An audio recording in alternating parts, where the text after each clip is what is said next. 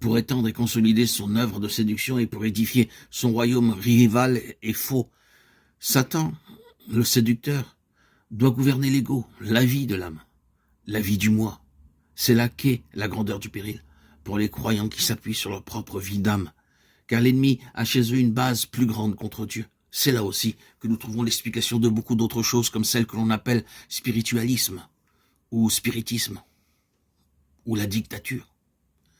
Un enfant de Dieu qui s'appuie sur son âme sous l'un ou l'autre de ses aspects, sa raison, qui est l'intelligence, ses émotions, sentiments ou volontés, sera une proie toute prête pour la séduction. Premièrement, il est déjà une contradiction à sa propre nature essentielle qui est maintenant par la nouvelle naissance spirituelle. Il est évident dès le début qu'il reste fermé sur lui-même et qu'il est lui-même sa propre loi. Son chemin est le chemin et il n'en voit point d'autre. S'il s'agit de nouvelles lumières, il ne peut être enseigné. Quant à faire de nouvelles expériences, il n'en aura pas besoin. Quant à suivre un autre chemin, il ne peut le concevoir. Le chrétien qui vit dans sa propre pensée sera toujours préoccupé par une question. Il ne peut vivre sans avoir une question ou un problème. Dès qu'un problème est résolu, il en trouvera un autre. Il tournera ainsi toujours dans un cercle pour revenir au point de départ, sans faire jamais aucun progrès vraiment spirituel. Comme un cheval dans un manège. Il est fouetté et poussé sans connaître jamais un épanouissement de vie et de vision. Ou bien, il harcèlera les autres de ses propres idées et cherchera à soumettre leurs pensées aux siennes. Il pourra même être amené à quelques conclusions très étranges, malsaines et fausses.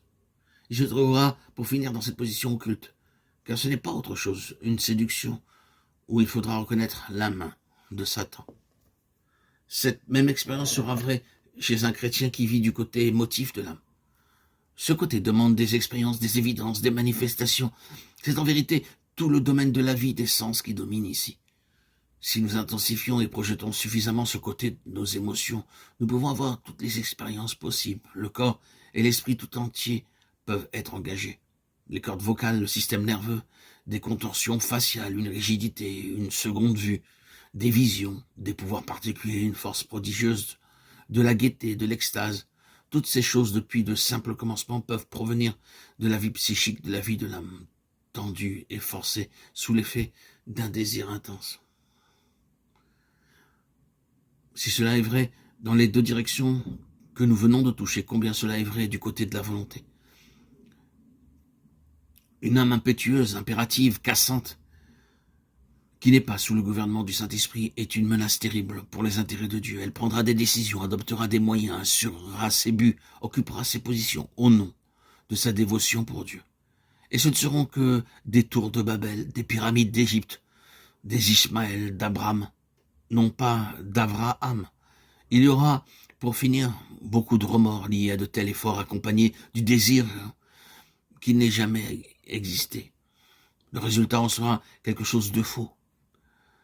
Et beaucoup auront pu être entraînés dans cette tragédie.